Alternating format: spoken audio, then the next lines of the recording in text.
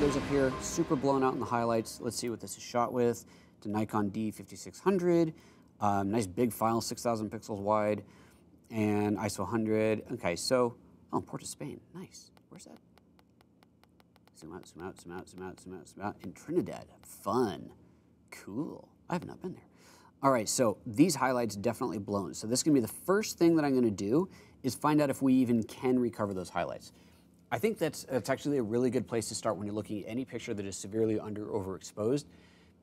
Before you even worry about trying to make it look good, find out if the data is even there. So in this case, I'm gonna grab the exposure slider and just crank it way down just so I can see if there's details in the feathers. If there isn't, then I'm not gonna bother with the picture because I'll still play with your picture.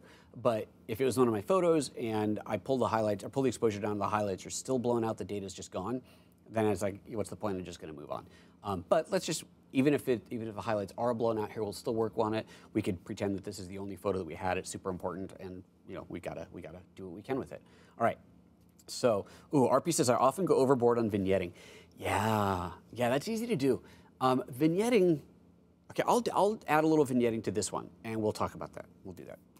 All right, so let's go in here. First thing up, take the exposure slider, and just incidentally, if we look at the histogram up here, again, obviously totally blown out. We can see that because look at the pure white on there, but let's just take the exposure down, let's just crank it down, and let's find out, do we have detail? And we do. Look at that, fantastic detail. Look at that.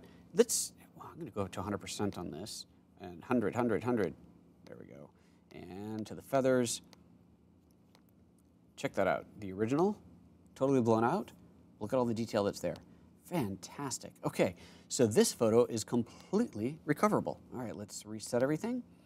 And once again, I'm gonna start with the magic wand, because I have said let's start with that. I don't think it's gonna do anything good enough, but we'll try it. Yeah, actually, not too shabby, not too bad, but it's still totally blown out in here, so nope, reset that. All right, let's try this again. Let's go for the lightness slider, but something tells me this isn't gonna do it for me either. Pull that down. Yeah, see, it's trying, the software is trying to protect highlights that we don't want it to protect. Look at the sky up here, totally blown out, up here blown out, so that's definitely not good. So we are going full manual on this one. All right, I'm going to start with the biggest stick, which is gonna be the exposure, and just take that down until I get the feather details back in.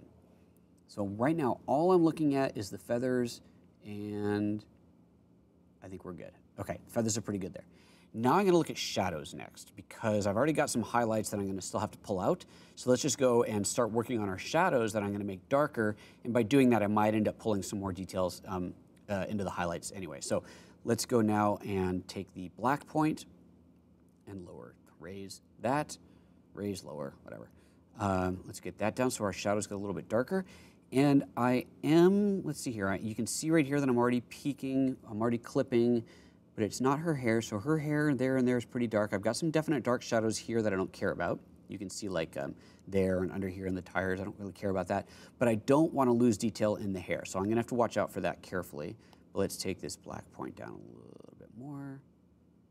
I think we're okay there. We might end up moving a little bit more later. Let's take our brilliance up a little bit. That's gonna bring some of our midtones up. Oh yeah, look at the skin. Yep, that's looking great. It's bringing that up nicely. It actually also did a nice job of pulling some more of the highlights down on the the feathers.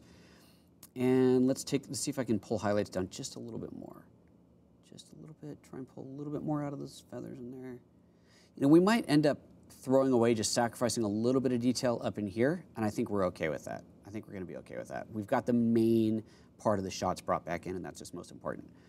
Okay, so, let's see, maybe a little bit more brilliance in there. And then you've got your highlight and or your shadow slider. I probably don't need to bring up any shadows on this, but let's just try it and see. Yeah, that's gonna look solarized pretty quickly. Actually, maybe a little bit's not too bad. Okay, all right, we're getting there. Saturation, I'd probably not, but let's just bring up a touch.